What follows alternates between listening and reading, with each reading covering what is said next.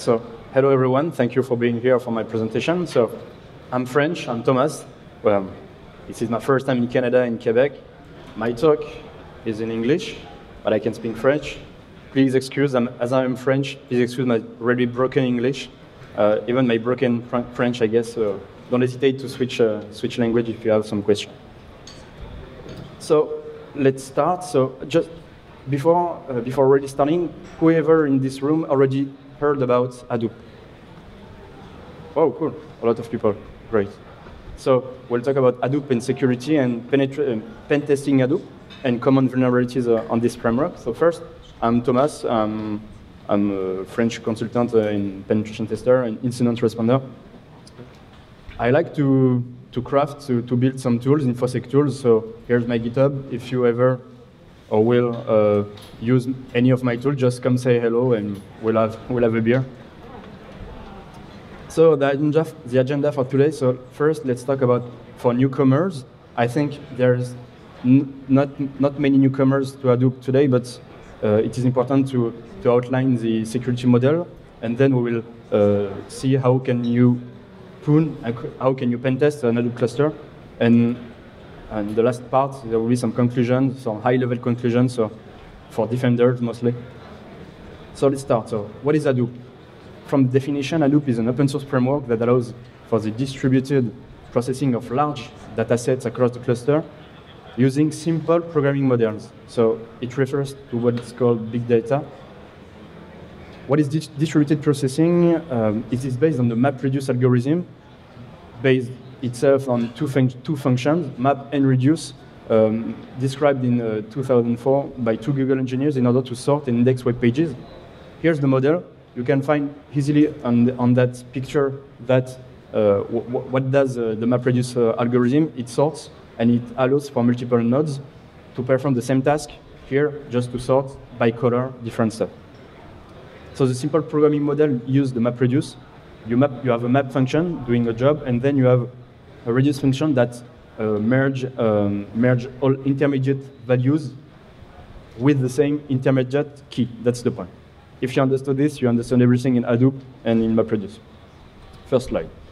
Then, the open source aspect of Hadoop, like Linux in enterprise, you have Linux, which is open source and free, and you have distributors like Red Hat that sells you support and sells you distribution. In Hadoop, this is totally the same. You have three major providers, Cloudera, Hortonworks, and Mapper. The two first are the business is split between the Cloudera and Hortonworks. They have different models. I won't say too much things on it, but Cloudera use proprietary stuff and try to develop some high value added stuff. Hortonworks only packages only open source components. So technically, the license is cheaper for Hortonworks than Cloudera. And Mapper is doing Hadoop without Hadoop. Hadoop is, they are not really focused on Hadoop, but Hadoop is just a connector. Mapper does only data concentration, but Hadoop is just another connector. The common point between all distributions is the use of Hadoop core framework. Well, we'll see just after what is the Hadoop core framework. Hadoop is just doing only two things: store data and process data. And if you understood this, you understood everything about Hadoop. In real life, what does a big data environment looks like? The first thing, I hope with this presentation, I will demystify some stuff such as big data is fast. No, big data is not fast. You will see in the demos. I have a lot of demos just to show you some stuff. Big data is not fast. Big data. What is big data? Is a collection of technologies and methods to process large data sets. This is the best definition I can give about big data is behind and beyond the buzzword. Beyond the buzzword, big data is something, it's a collection of technologies that you have to use in order to process data sets, and you could not process such data sets without big data. That's the best definition I can give. In real life, what is a big data environment looks like? You have a lot of CPU, RAM, disk. On top of it, you put Hadoop core framework to support the data lifecycle in the platform. So in the lifecycle, you have different phases. That's nothing new. First, the acquisition. Here you will see a lot of modules 90% of this module are open source and free and comes from the Apache Foundation. That's, for you, maybe today, Apache is just a web server. For me, Apache is the main provider of big data stuff and open source technologies. So you have different modules like Flume, Kafka. Kafka is a renowned module for acquisition. Scoop again. Then you have storage. So storage in the Hadoop core framework means HDFS, Hadoop Distributed File System. We'll see just after what really is HDFS. Then for processing, what you want, so you want to process data in such environments. So you have a lot of modules. Some are really fancy, some are really old. Technologies keeps changing. Names are changing every 3 months, I guess. That's really disturbing, to be fair. When I entered this world, this ecosystem, Apache Spark is the most fanciest module. You can process everything in RAM instead of I/O, so it's faster and it's really fancy today. Apache Drill to perform some distributed SQL requests. Again, a fancy module. Then you have indexation. I guess for indexation, you already know about Apache Solr, Elasticsearch, Lucene, Oak, and so on. For consultation, which is really important, in the end, you don't process data for fun, you just process data for end users. So you have different modules, just known as Jupyter, formerly IPython Notebook. So it gives you an interpreter and fancy, again, sexy graphs all in the HTML page. You have Cloudera U, which is famous, Tableau, SAS, Platform, Splunk, which are proprietary stuff and legacy stuff, except Splunk, which is still rolling. Dataiku, which was a French visualization technology. And then for administration, each distribution has its administration module. You have Cloudera Manager, Apache Ambari for Hortonworks cluster, Mapper for Mapper. And then we have what? Security. So the first thing is you can see security, there's only 4 modules compared to hundreds of modules for everything else. And among these 4 modules, I could say that 2 are dead.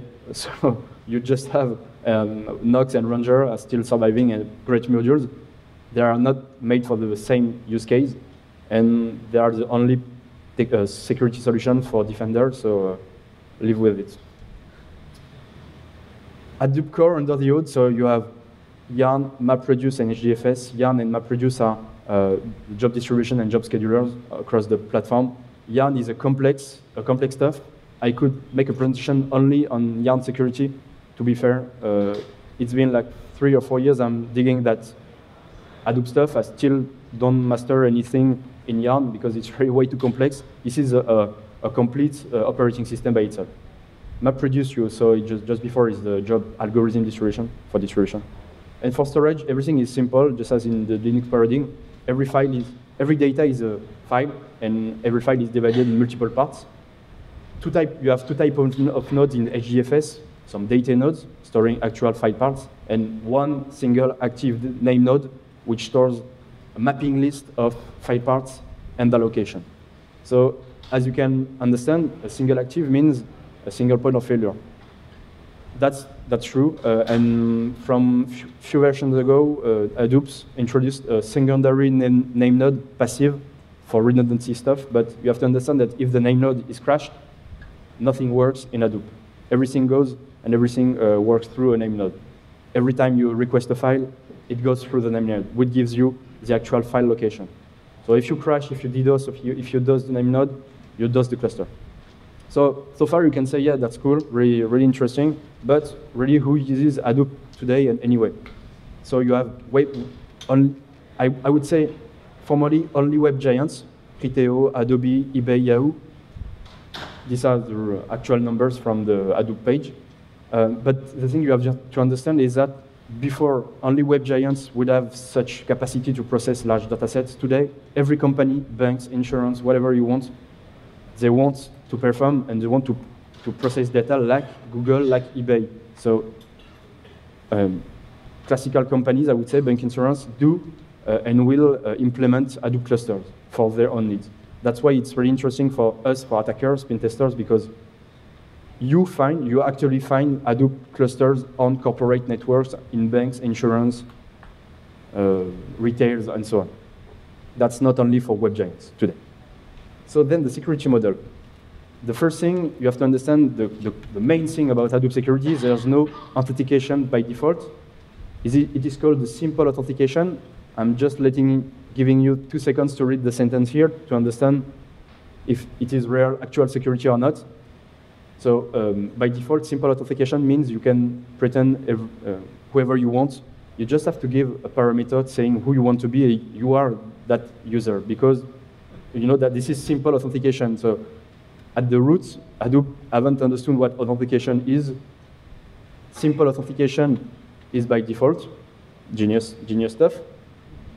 Simple authentication equals identification equals you can be whoever you want on the cluster. Apart from any security ACL or whatever, if you have simple authentication, that's a game over. And that's, for you, it's 2 seconds to check if you are from the configuration file, if you are in simple authentication or in the sole proper authentication module foreseen and expected, which is Kerberos. They re-implemented a lot of stuff for Kerberos. Again, I could make a talk on itself on Kerberos on Hadoop. But if you don't have Kerberos, that's already game over on your cluster. That's the first point. You have to watch out because you can have Kerberos implemented, but on the core, but not on the interface, on the surrounding interfaces. You can have core on Kerberos and the surrounding still in simple authentication. So you have to check several values to understand if Kerberos is fully enforced or not. Then, for authorization, each module, you remember all the modules I showed you so for different, the hundreds of modules. Each module has this authorization model. Again, for defenders, that's a pain. For instance, for HDFS, which is pretty simple and pretty at the root of Hadoop, it is based like Linux on the POSIX permissions, like UGO, user group other. And since Hadoop 2.5, HDFS also supports POSIX ACL, so you can have extended attributes that's for finer grain ACLs. Then let's take another example, Hive. What is Hive? Hive is the relational DBMS of Hadoop, like the MySQL of Hadoop. The authorization model is based on SQL verbs, select, update, create, and so on. So you have to set some ACLs on this verb. Again, defenders, you're welcome. So you need a third-party component to manage everything. You can say, yeah, I guess there's a lot of solutions to perform the same. No, there's only one solution, which is called Apache Ranger. This is the only serious product today. The bad news is if you don't have an out-on-works cluster, it is not expected by default. You have to install it by yourself. That's the point today, the point of operational security on Hadoop cluster. So Apache Ranger is pretty sexy and pretty nice, and that's a nice open source project. So you have ACL here, and you have another tab which is audit, which centralizes your logs, so you can perform some analysis on it. There are some other products which are called Apache Sentry or Cloudera Record Services, but to be fair, they are almost dead. Maybe even dead, I guess, and less user-friendly, so more error-prone. So as a security practitioner, you don't want this kind of stuff. Then for data protection, by default, you don't have any encryption in transit or at rest. But for in transit, you have, I won't detail also because this is a subject by itself, but you can have all your flows encrypted. That's a good starting point. Whereas TLS is not natively enforced, it is natively offered on most of web UIs, so you can enable it. By default, for the communication with the data node, you have a proprietary, open source proprietary specific protocol named DTP, Data Transfer Protocol, which involves 2 phases. You just look at the algorithm and make your own conclusion on it. The thing is, nothing is performed by default. Then for at rest, this is not complicated. This is really simple. You have different keys, but the thing is, for the cold storage, to prevent someone stealing their drive to be able to read it, you have HDFS transparent encryption from Hadoop 2.6. You have three keys, one for to encrypt the directory, one to encrypt the file, and one to encrypt the other keys. That's pretty simple. You just have to understand that it may sound complicated. I hope it's not. But everything relies on ACLs, on the KMS. Nothing new in 2017. So if you can poon, if you can attack, or if the KMS, which is a standard server, I'm not talking about HSM, if you can pawn that server, you have access to everything. It's not about cryptography, it's just about ACLs. You just have to understand it. And the core message here is, if you want to implement Hadoop, if you want to secure an Hadoop cluster, don't start with encryption at rest. This is, for a specific scenario, someone stealing your hard drive in your data centers. That's not the first scenario, the most expected scenario. So let's talk about practical stuff now. Let's map the attack surface. So you're connected, you're engaged for a mission, for a manda, like you say here. You want first to map the attack surface, so you're plugged into the corporate network and you have a list of URL and IP of your target. What do you want to say? First thing is you have to figure out which topologies your client is using. So from our experience, you have 3 topologies. The first one is the whole exposed on the corporate network, which can translate as no segregation, and I don't give a shit about network segregation. This is a common stuff. So here, everything is just plugged on the network. So if you are an attacker, you may be just on the same link. Okay, that's, as you can understand, there's a wide attack surface, and there's a high probability of illegitimately access anything. That's good for you, but that's not a good start for the company. Then you have a better approach. I would say less cost-effective than the first, but still from the security point of view, it is cost-effective. You just have only necessary end-user services exposed. So you have web apps. As I said, Cloudera, Jupyter, Zeppelin, which are data consultation stuff from a browser. That's it. And you just have, I haven't talked about EdgeNode today. EdgeNode is just a jump server. Do you know what is a jump server? For classical administration and network stuff, this is the best. We can also call this a bastion. So you have to authenticate on that server, and from that server, you can bounce on any server on the internal side. So an EdgeNode is the same for data scientists. Who are data scientists? People that are using Hadoop clusters. And they do need a console, a shell, an SSH to perform some requests and so on. So here, the network exposition is better. Just necessary stuff are exposed. You don't have data nodes and name nodes directly on the corporate network.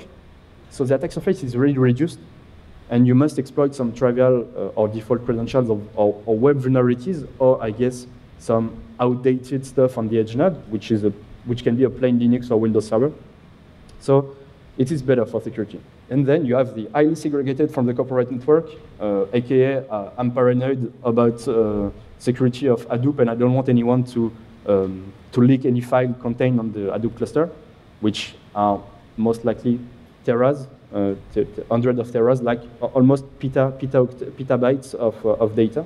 So here it is even more complicated for attackers. You have to compromise first a real bastion, a Citrix, something you can just only have a keyboard and a mouse on it, and then you have the internal stuff of Hadoop, so the EdgeNode, the web apps, and so on. But so you can understand that this topology gives you a minimal attack surface, so your scenario will have the least probability. Then, so that's okay. You figure out your topology. You're starting your nmap scan. In Hadoop, there's a shitload of ports. And this is, what you will see in this slide is a tiny example, the most necessary ports, but this is a tiny extract. So you have ports related to HDFS, to Yarn, and some old stuff from MapReduce version 1, which if you can find this kind of port, it's again good news for you because it means that the cluster is quite old, so quite outdated, so you better enable the vulnerabilities you will see here. That's a good news for you. So on the name node, you commonly find this kind of stuff, which again, I repeat, is 1 or 2 servers, no more. Then for data node, which can be 100, 1,000, you have for HDFS several ports, again, to transfer some data. You have, again, some yarn and some old stuff for MapReduce port. So each port has a function. To be fair, from a network from a mapping point of view, you have to find that services because it gives you a nice web UI. You will see just after. This is pretty convenient. You have to find this service, and for the name node, for the data node, you have to find this service because again, it gives you a nice web UI. And because as you've seen, as I showed you in the first slide, there's a lot of modules. Among that module, not every module is interesting from a security point of view. Only few are really interesting, such as those one. So WebHDFS, you will see just after what is WebHDFS. Apache Nox, that's the same. Cloudera Manager, if you want to manage and to administer your cluster. Apache Ranger, the same. Apache Ranger, you want for security administration, which is another topic. Cloudera U, because it is an end-user interface. And Uzi, because it's something related to job scheduling and job definition. So it can give you access to remote command execution from it. So you have to find that your web UI. Here, I can show you just now what is this web UI. So this is it. You have several technical stuff. So you can find here the version, the topology, I guess, in data nodes. You can find here. I just have, for demonstration purpose, I just have anything in a package in a unique virtual machine. But here you can find the capacities, and you can find how much capacity you can have on this cluster. That's really interesting. And here, you will see just after, but you can browse the file system. Because as I said, HDFS is a file system, just like Linux, but it is distributed. And you can parse and browse and everything. You can access any data. Here, I have a permission denied. You will see that this is not a border for you, but still. So you have to find this web UI. The other web UI are still a bit roots. You can least sexy web UI ever. Then you have technical stuff. You cannot perform anything interesting on this web UI, but it gives you a lot of information.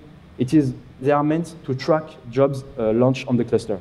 These are for debugging stuff, debugging and following your jobs, which are what is the status, pending, okay, successful, not or not. Other web UI, you have to find this kind of web UI. It gives you a lot of information about, if it is a name node or a data node and so on.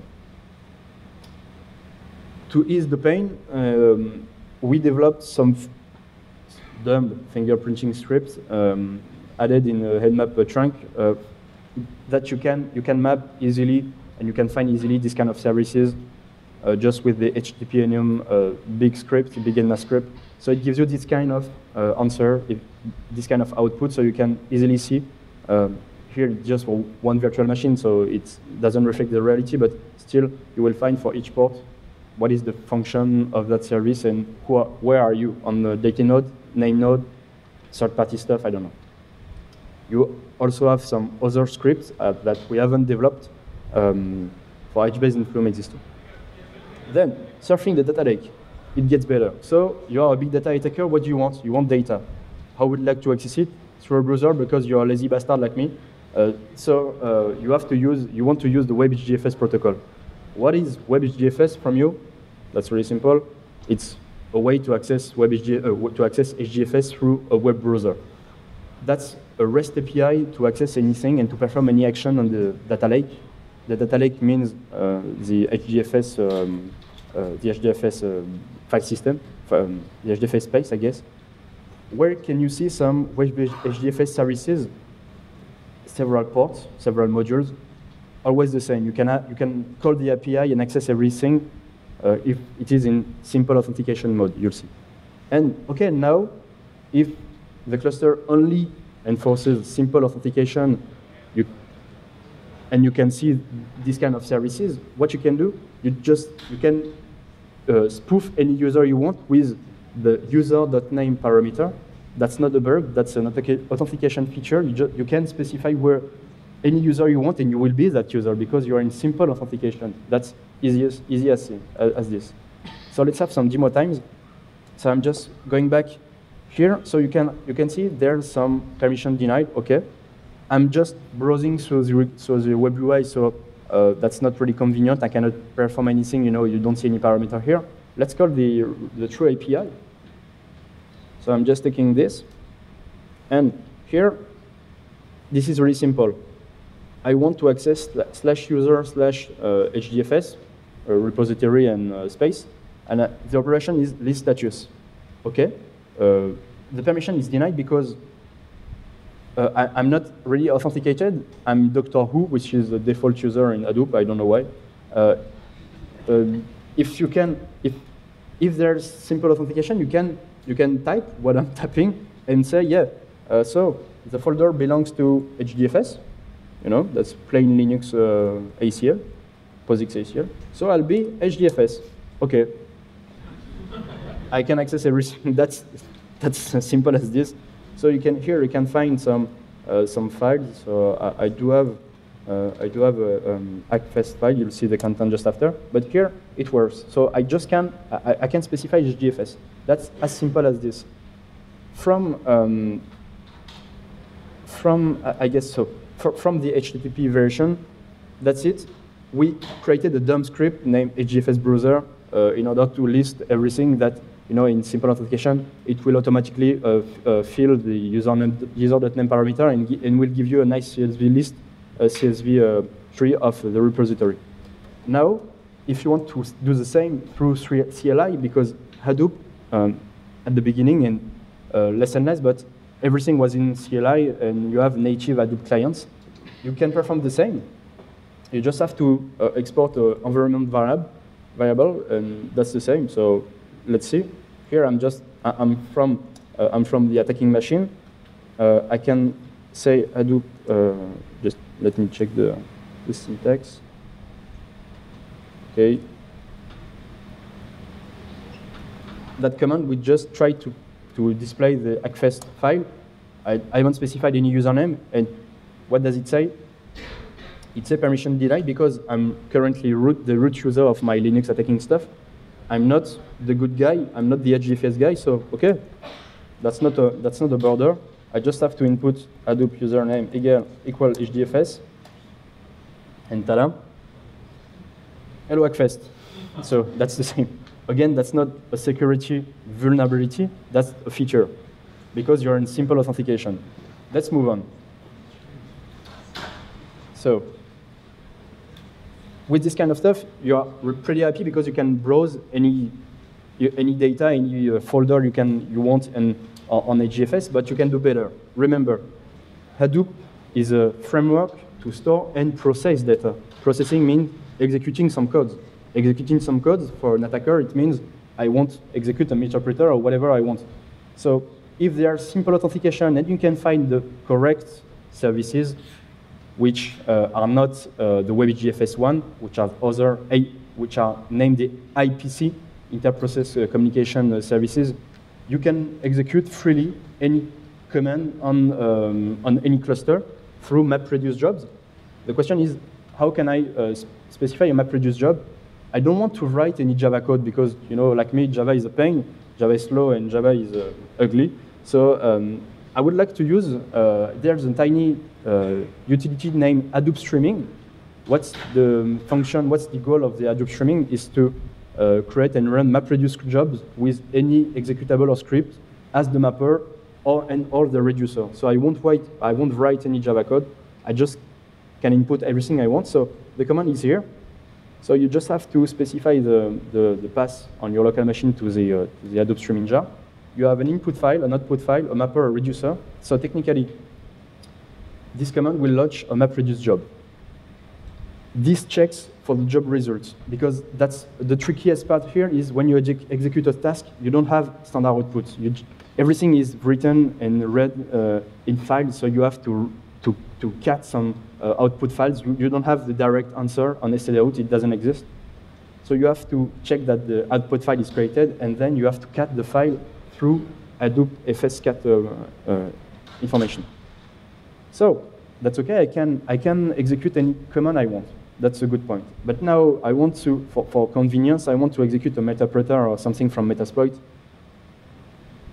With the Metasploit, you have session handling, which is really convenient, again, for as an attacker. You can use, instead of the beancat etc password here, you can specify your own Metasploit file, your own payload, but for some reasons, for unknown reasons, unknown clusters, sometimes Metasploit doesn't work, so you just have to use a plain shell reverse TCP payload. It works the same, but you don't have the sexiest Metasploit ever. So I won't explain you how to generate a payload. On your attacking machine, you just have to set up some stuff. So either Metasploit or just shell / reverse TCP. So technically, this command, again, with the Hadoop streaming, you have a file. This time, you don't input a command. You have to upload a file first. So you have the file option to send your payload on the server. No, sorry. You have to, again, it will execute your payload, but there's a timeout value. You cannot execute things for eternally, I could guess. So you have to type the - background option because in order to start the job without finishing for its completion. Let's have a demo time. So you will see with this demo that no, big data is not fast. So here, I won't bullshit you. On your attacking machine, you set up your Metasploit stuff. So I use the reverse TCP payload. I'm just setting up my IP. I'm just starting. There's nothing interesting here.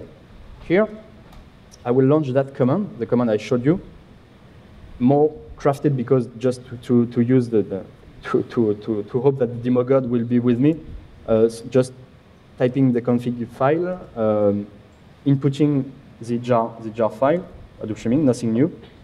Giving the version, giving the inputs. I have to give a non-empty input in order to process a job on Hadoop. That's it. So I'm giving the hello Hackfest file.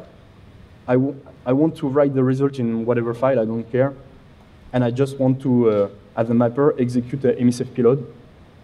I am an attacker and not a real data scientist. I don't care about reducer. I don't want, the full MapReduce algorithm. I don't care about sorting out and merging some keys. I don't care. I just want my Metasploit to be executed. So I'm sending my payload here, and now I just have to wait. So I'm sending my job.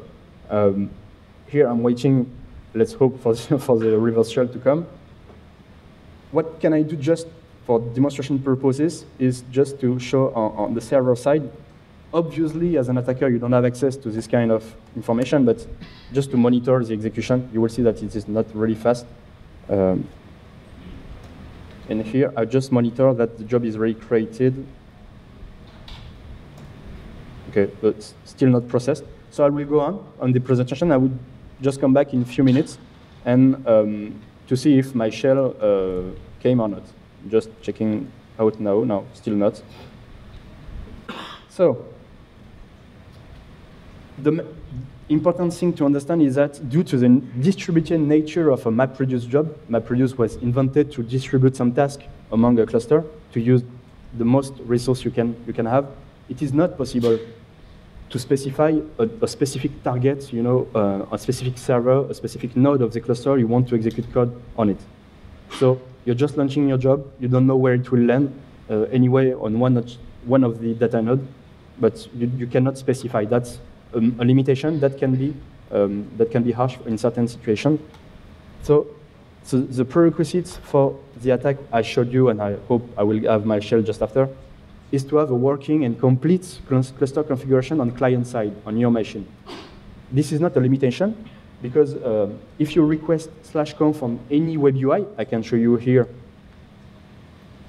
any native Hadoop web UI splits the configuration. That's not a security problem. It is. I never found any secret here. It is not the place to store some secrets, some passwords. If you can find, I'm really interested because it translates a real problem, but it's not. You're not supposed to find any interesting stuff in here. This is just for connecting and for topology stuff. Nothing really interesting. Oh, cool. So let's move back to our Metasploit.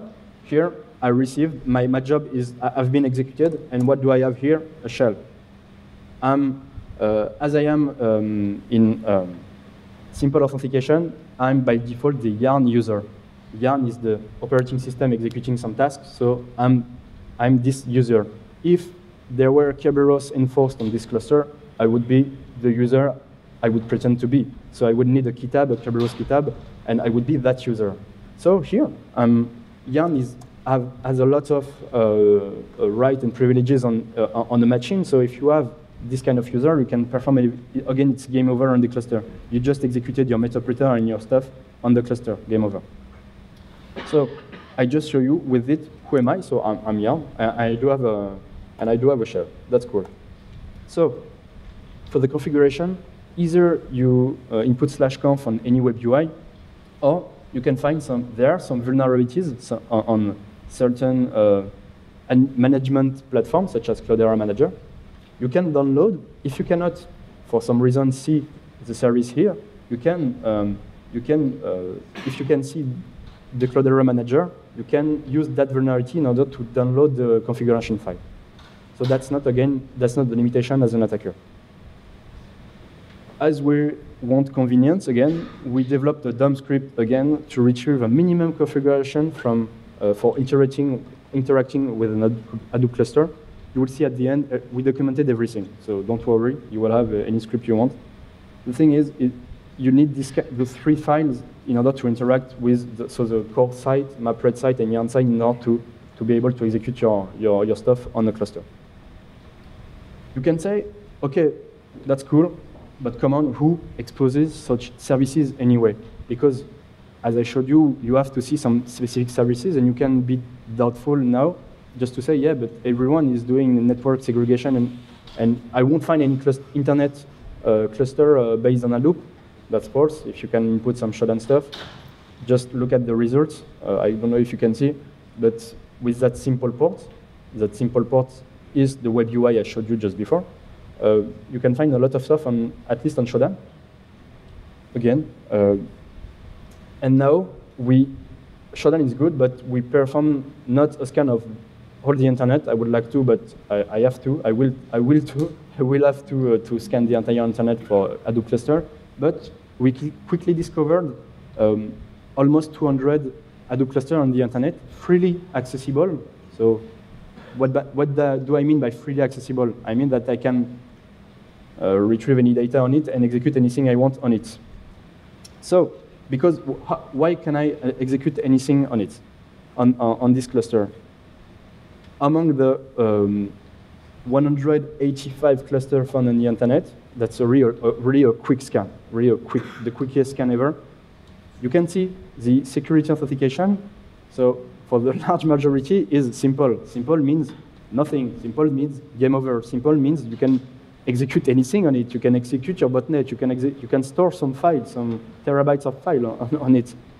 For 5 clusters, we found they were enforcing Kerberos, which is a tiny figure, but still a thing.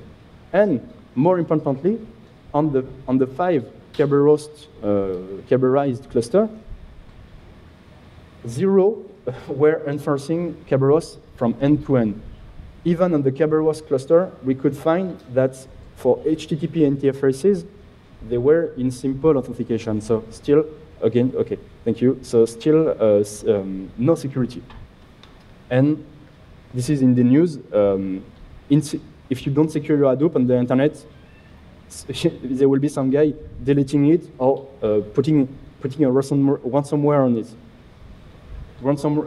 Encrypting petabytes of file does exist on the internet for open Hadoop cluster. So now another vector to attack an Hadoop cluster is to exploit trivial vulnerabilities on Hadoop cluster. Hadoop is coded in Java, is an open source project. Developers are not really sensitive to security, so what do you expect? Vulnerabilities. For a specific version, don't think that it is 10 years ago. No, this is really current. Under specific conditions, you have a nice privilege escalation vulnerability, a trivial, a ridiculous one. I will just show you just after. If the cluster use the property shell-based Unix group mapping as the group mapping feature, this is vulnerable to that CVE. That core function is called for each user action on the cluster. So when you want to add to download, to upload a file, to execute some stuff, it will ask first that function if you are the right user or not. That right user is that function. The shell-based Unix stuff is vulnerable. There's another implementation which is based on Java native interfaces. So a C code compiled in an ELF binary is not vulnerable. Can you spot the vulnerability here? So you have a command named HDFS group something, and the something is the user. No escape. So if you are an unprivileged user, you type that command is executed as HDFS. HDFS is not the root user on the Unix system, it's the root user on a Hadoop file system, which is even worse, to be fair. So with the HDFS user, you can access everything and perform anything you want. So here, I was an unprivileged user, and I'm going to be HDFS. So remember, HDFS is the real root user of the file system. We are not the vuln finder, we just documented the exploit. Even though Apache Hadoop is open source stuff, they are not really fair on documenting some stuff. So we wanted to document this. Let's have a demo. Now, now that you have your shell, I will just make it here for convenience. I'll be a plain user, Toto, no privilege ever, nothing, I cannot perform anything. I'm not root, I don't have anything, yes. With just that command, I'm triggering the vulnerability here.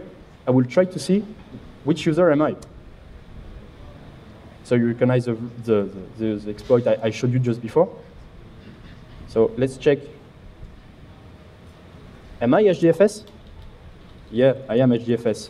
I was Toto, and I have the privileges of HDFS. This is ridiculous.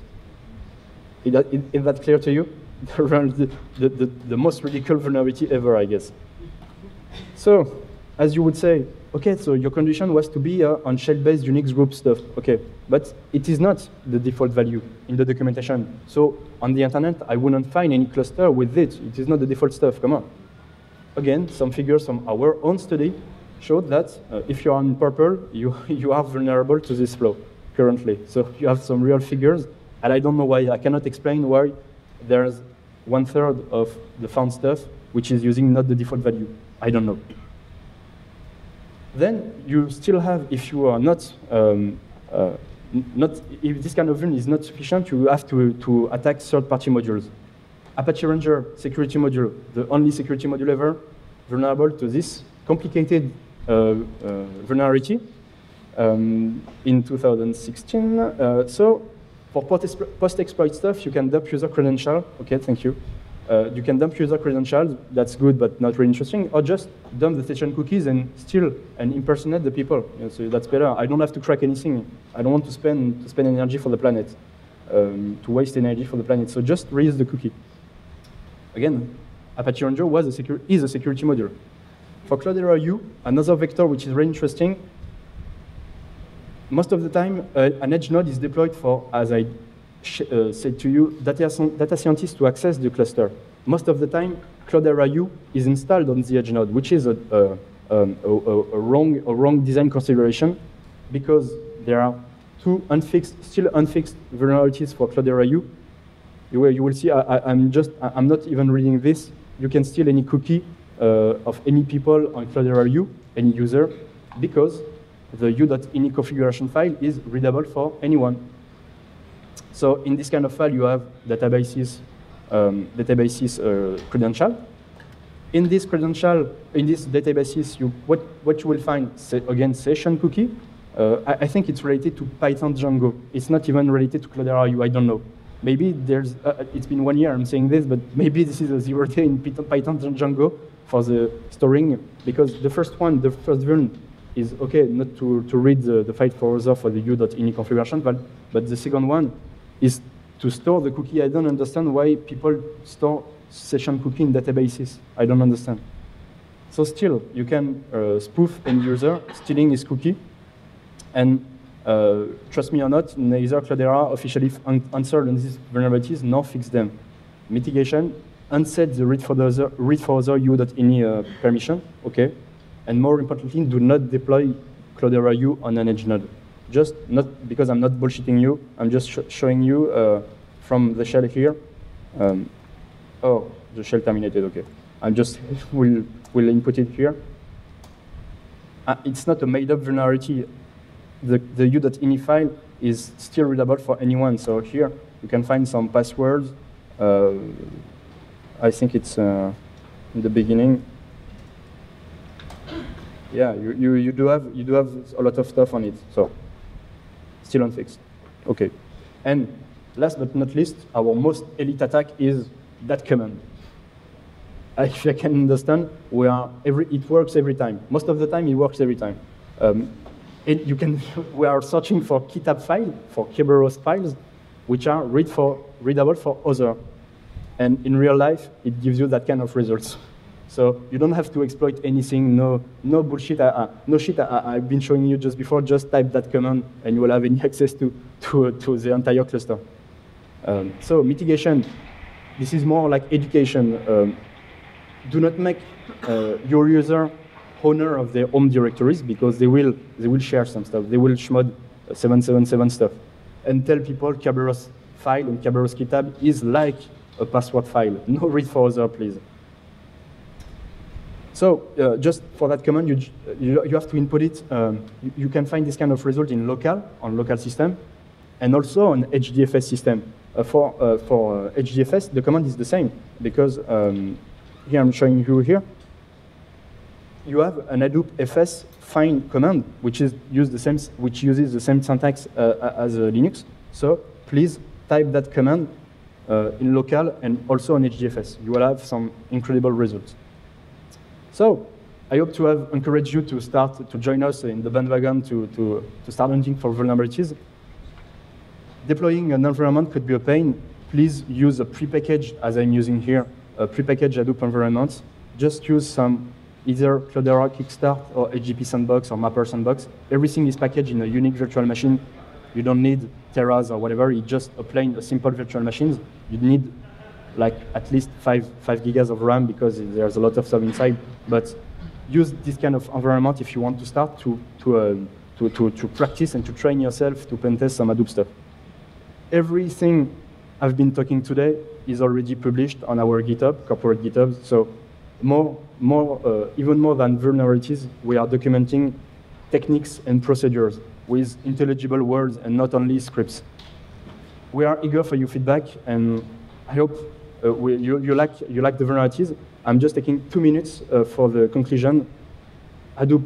What is Hadoop? Hadoop is a technology not built about open security. There's a lot of insecurity by default. No authentication, no encryption, nothing. The ecosystem is fragmented. Apache Ranger, you can have Apache Ranger, the sole security solution, only if you have an Hortonworks cluster. That's a pain. There's a relative immaturity in secure development, even in security modules. Remember the SQL injection in Apache Ranger, the trivial one. And there's a complex operational security, because mostly people, even if you Kerberize, even if you do your job as a security practitioner, people will misuse Kerberos GitHubs because they don't know how to behave with Kerberos GitHub. So they will read for everything. As an attacker, with a simple search find command, you will find any read for other GitHubs. That's a pain. Some wise recommendation if you want to start securing your cluster, Hello Defender, Kerberize your cluster first and remove all simple authentication, HTTP, core, anyone. Reduce service exposition. Just don't use the all exposed on the corporate network topology. Don't give free shells, because if, for certain products, there are some read for other configuration file that's a pain. Don't deploy application on edge node. An edge node is just a simple bastion jump server, nothing installed on it, no application on it. Prevent and detect permission misuse on Kerberos GitHubs, hello cron jobs, and try to harden component and patch your cluster. That's not a simple task. Thank you for your attention. I hope it pleased you. I'm open to questions. Thank you.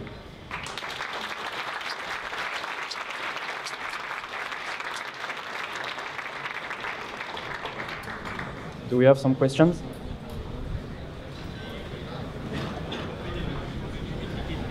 Okay. Thank you.